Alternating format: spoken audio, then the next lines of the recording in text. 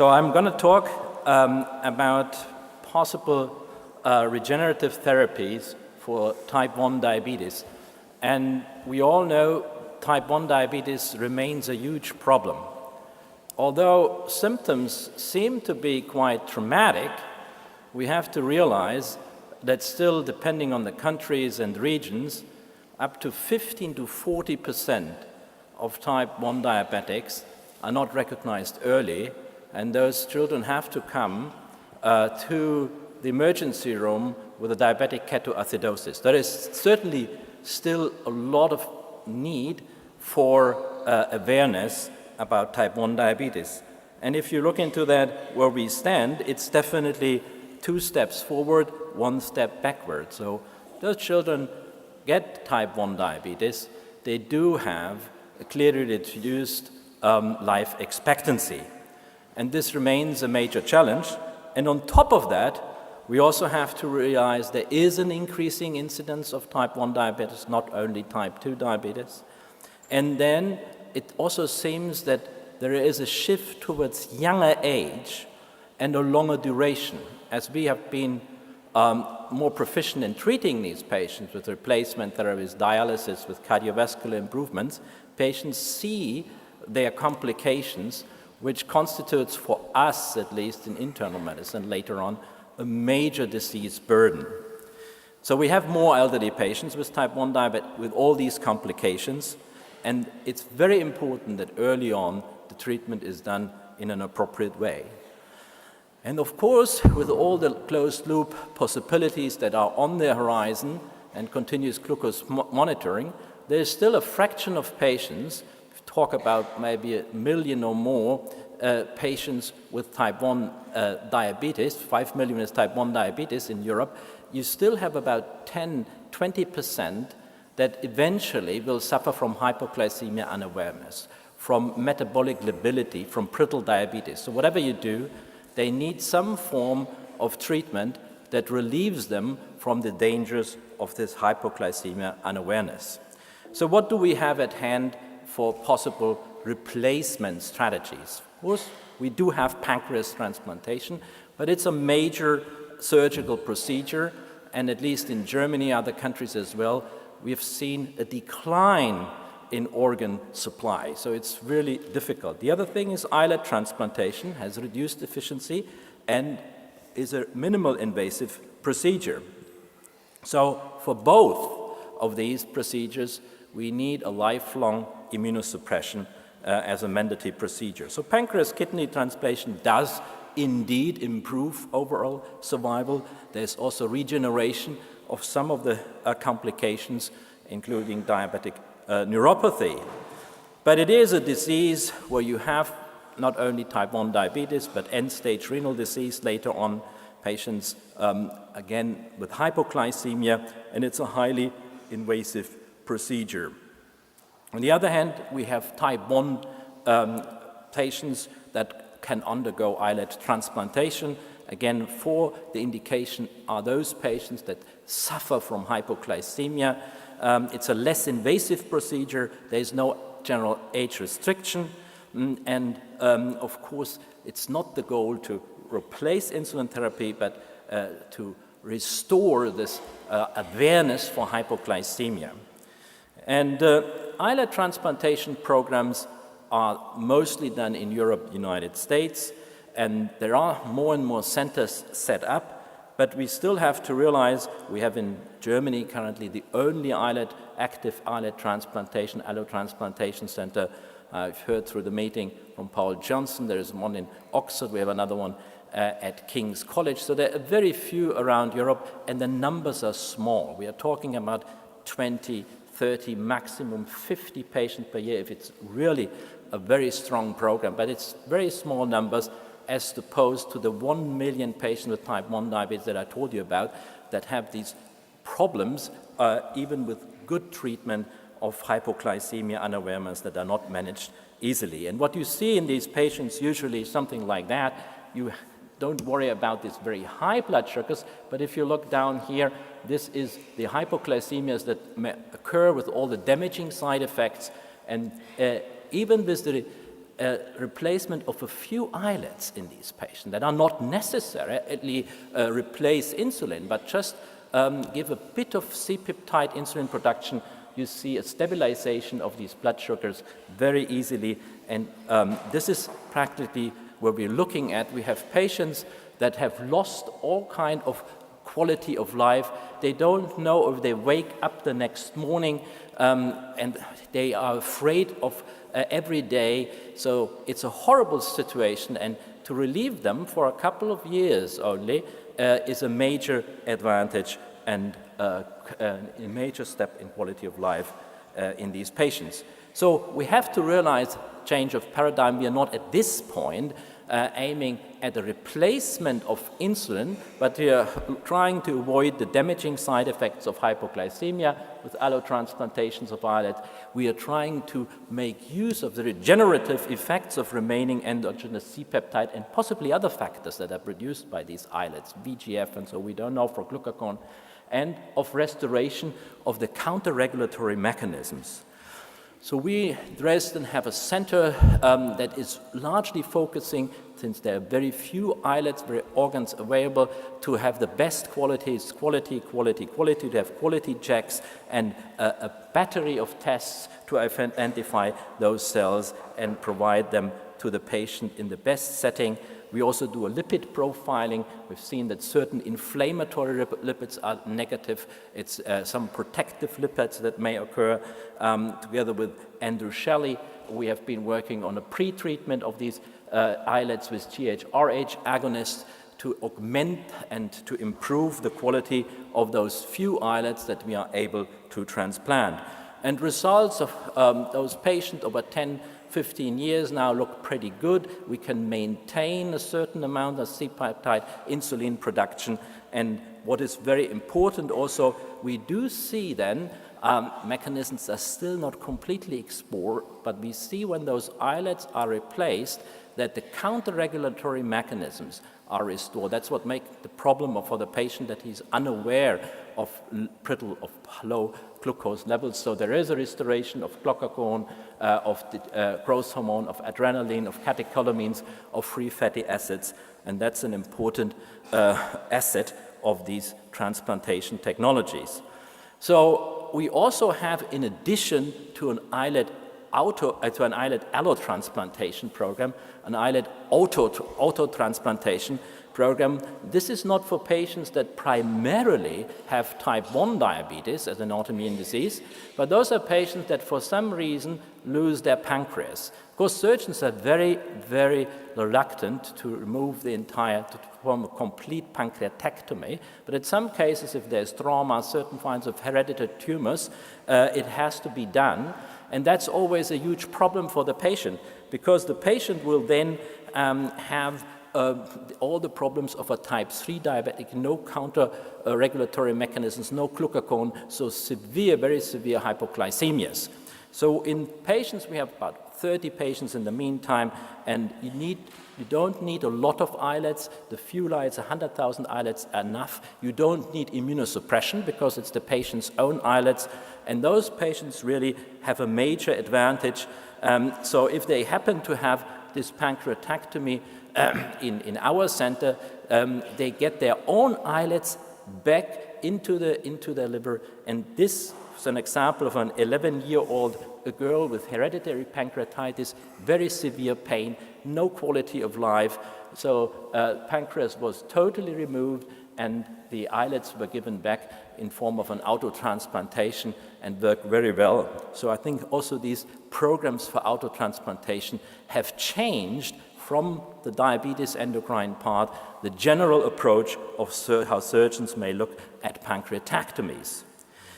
Now, coming to the major problem that we are facing, this is how could we offer islet transplantation or replacement strategies, not for these few patients, but for a larger number of those patients that come to you, that come to us, that don't want to leave, parents that want to have a solution and not something in the future, and they don't want to hear about research, they want to hear about solutions. So there is one thing is, of course, the limited number, but there's also the significant and gradual loss of islets in the classical side of the liver for inflammatory reactions, for chronic hypoxemia. So people have been trying, this is the classical way of islet transplantation as you know it. The islets are isolated and are given into the liver as an organ that is ideally suited but is not optimal in terms of the loss of islets is quite dramatic. So you will see that about 70, 80%, even more sometimes, of the islets in the long term are not surviving in this environment. So people have tried a lot of novel sites, subcutaneous, which is logical that this could work, islet transplantations into the muscle, into the omentum, into the forearm. None of this has really been very practically an improvement and has given a solution. Even bone marrow was considered and has gone through very nice preclinical phases in animal models, but the application in humans appeared not to be that useful at this point.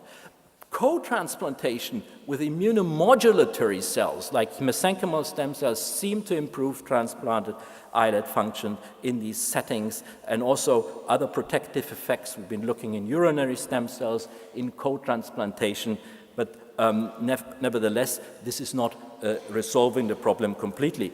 We've also been looking as classical endocrinologists into the adrenal glands. The adrenals are interesting because they have a local immunosuppression, of course. You have glucocorticoid production very high, and you have the highly vascularized organ in the human body, receiving 10 times more blood supply than the size of the organ. And this was much better, so the islets transplanted in these animal models than in classical kidney or liver transplantation sites. And the reason for that is if you look into the liver or kidney capsule, you see very few vessels, whereas here in the adrenal, these islets are very nicely hypervascularized. If this could go on to human applications, we don't know at this point. So what we are trying to perform and to answer is the question, how can we get around these limited numbers of donors? We simply don't have enough organs. And how can we get around the permanent immune suppression, which also causes a lot of problems? Its side effects and the medications themselves, as you know, hamper and impair islet function. So I like to call it the Baconian principle of translational medicine, meaning that you start in a way that what we know from 30 years, more than 30 years of experience now in classical islet transplantation and physiology, in bringing in the new knowledge from stem cell biology, from material sciences, and from the modern immunosuppressive approaches. Of course, combining all the approaches for prevention of autoimmune destruction and, on the other hand, blocking the dedifferentiation of cells for beta cell expansion. So you know, there are many groups around the world. We are trying that in Dresden. There's Shinya Yamanaka's group. There is Doug Melton's group that have done beautiful work on creating from embryonic or iPS cells more mature insulin-producing cells. And these have also been put into certain there are companies out there like Viasite that differentiate in vivo these precursors, these progenitors, these stem cells into mature islets. And the work that James has done on transplantation in animals are very promising. Pancreatectomized animals, streptozotocin-induced diabetes for 2 years can be cured. But in humans, they started, as far as I've seen the data or know the data, it's still not working. You don't get any major insulin production, cells don't survive. So it is not currently a solution that we can tell our patients, the parents of the patient that ask the question. So there are, with the stem cells, with the iPS cells, with the transdifferentiated cells, lots of problems still with secretory capacity, with the whole nightmare of GMP-adjusted production, with the restriction of micromilieu selection and differentiation. So we have started the last 8-9 years with a small biotech company in Israel, Beta-2, that comes from actually marine biology and other technologies, to think about a bioartificial pancreas allowing xenotransplantation, so islets from animals, from porcine, bovine, that are real islets. We know those are islets, and you know that they are regulated and they produce insulin. And this consisted of a device that is immuno-isolated and immunoprotected. Devices like this has been around for quite a while. The new idea of this company was to bring oxygen in, because if cells have no oxygen, they don't survive. It's like brain cells or the whole body. If there's no oxygen, they will die off.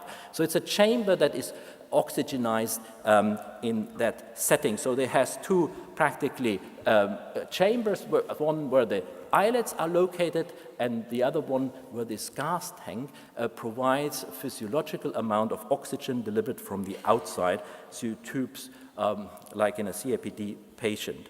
We started in small animals, again over many years. Those devices were optimized, and over several months in streptocotized or streptozotocin-treated or pancreatic animals, we saw that this was really doing very well and replacing the insulin need very nicely.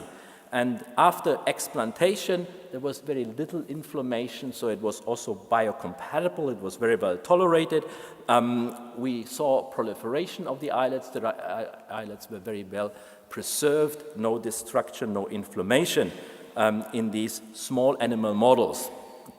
And then comes the big step, usually the big step where lots of these research groups then have trouble, and this is moving from small animals to large animals. So if you have a large porcine model already 30 kilo, that's half a human, that was a big step. And we then started isolating porcine islets, and we thought that's easy to do, and our group had to struggle quite for some time because of the nutrition that pigs nowadays have. They have a very fragile, very brittle form of pancreas in the omentum, not like in rodents or in humans. So it was about a year to isolate properly these porcine islets to get them in high quality. And those was then transplanted from pig to pig. We transplanted human islets into pigs, rat islets. So we started these xeno models at different locations, and the pigs were doing very well. And again, over several months, we saw quite good results with these chambers and a very nice response to a glucose challenge of C-peptide and insulin levels. And around the chamber, it seemed that there was also formation of some vasculature and not too much fibrous tissue, which we considered a very positive sign. So the next step we had to go into on the way to a human application was to try these devices in non-human primates. If you've ever worked with monkeys, it's a very costly and very difficult. It's a lot easier to get a protocol on patients than on monkeys. It's very, very difficult in Europe. And then you have to consider for a non-human primate, they are not humans in a sense, so they don't have the amount of subcutaneous fat that our patients usually have. So, and they don't like it to have in a subcutaneous or preperitoneal region such a device. So you have to teach them, you have to train them, which took about a year to tolerate the device. And that finally worked out very well in the German Primate Center. And we had this non-human primate trial performed over a year again, and we got very good results. Again, not completely restoring the insulin need following complete pancreatectomy in these animals, but reducing the amount of insulin they needed dramatically and maintaining a response to glucose stimulation with C-peptide and proinsulin and insulin levels coming out of this bioartificial xenotransplant device.